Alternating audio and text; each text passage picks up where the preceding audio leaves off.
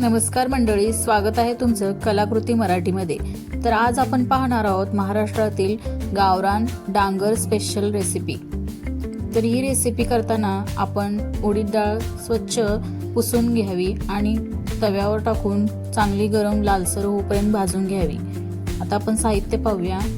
2 मिरची चवीनुसार, चमचाभर जिरे, कांदा आणि कोथिंबीर। पहिल्यांदा भाजलेली डाळ आपण मिक्सरला चांगली खरबरीत वाटून घ्यावी। ही वाटून घेतलेली डाळ आहे। तर ह्या डाळीमध्ये आपण गरम पाणी लागेल तसं थोडं थोडं ॲड करून घेणे।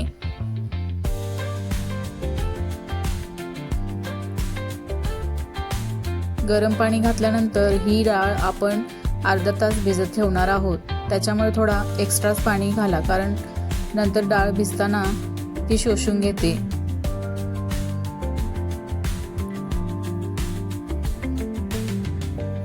डाळ चांगली मिक्स करून अशीच अर्धा तास भिजत ठेवणे।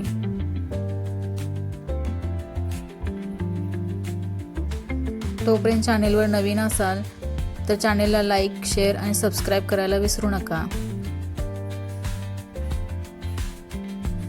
तर भिजवलेली डाळ आता आपण घेऊ आणि त्याच्यामध्ये हिरवी मिरची, कोथिंबीर आणि जिरेची पेस्ट मिक्स करून घेऊ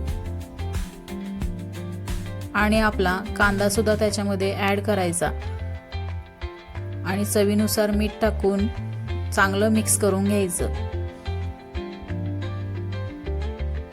कांदा भरपूर प्रमाणात घ्या, कांद्यामुळे टेस्ट छान येते।